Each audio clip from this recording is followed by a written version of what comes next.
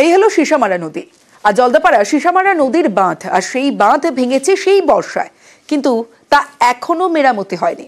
স্থানীয়রা চাইছেন এই শুখা মৌসুমেই দ্রুত বাঁধের মেরামতি হোক, আর এ নিয়েই শুরু হয়েছে রাজনৈতিক চর্চা।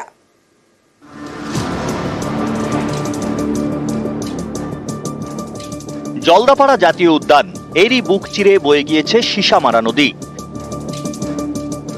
এখন শুখা মরশুম, নদীর মনোরম চেহারা। বর্ষায় এই নদী ভয়ঙ্কর, দুকুল ছাপিয়ে ভাসায় গ্রাম, ঘরদোর ভাঙে।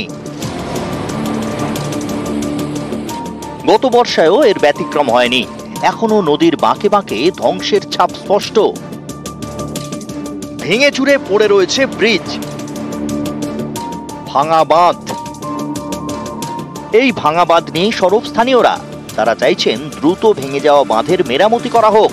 কাজ ফেলে রেখে দিলে আবারও বর্ষা চলে যাওয়ার শঙ্কা, তখন ফের জল যন্ত্রণা।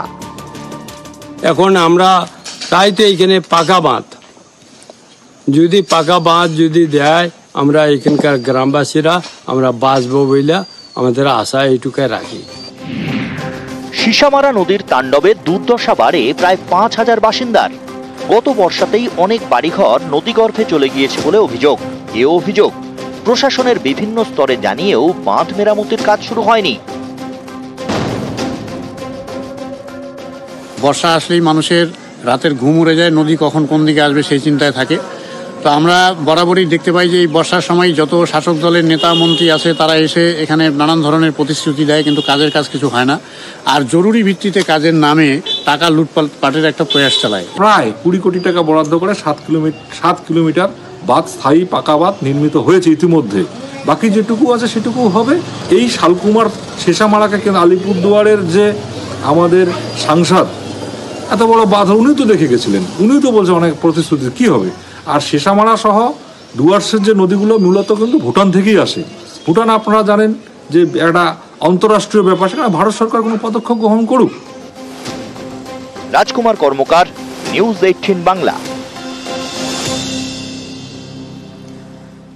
আগাম না জানিয়ে ডিভিসি জল ছাড়লে আমাদের রাজ্যের একাধিক জেলার কি পরিস্থিতি হয় তা আগে আপনারা দেখেছেন, বন্যা পরিস্থিতি। এবারও ডিভিসির ছাড়া জল, আর সেই জলে কি অবস্থা দেখুন। আলু ক্ষেত, এই সমস্ত আলু ক্ষেত জলের তলায়। জলে প্লাবিত পোলবার মেঘসার মৌজা, বিঘার পর বিঘা আলু ক্ষেত জলের তলায়। পোলবায় রাত থেকে ঢুকেছে ডিভিসির জল, খেতেই নষ্ট হতে পারে আলু। চিন্তায় রয়েছেন কৃষকরা।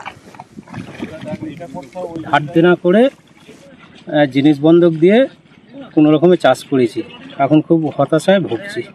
আমার 4 বিঘে চাষ, তার মধ্যে 3 বিঘে জলে ডুবে গেছে। আর সমবায় থেকে লোন নিয়ে চাষ করা, তা কী করি লোন শোধ করব, জলে সব ভেসে গেছে, মাথায় হাত। কী করি সংসার চলবে। সমবায় সমিতিতে লোন করেছি, সেই লোনের টাকাও শেষ হয়ে গেছে।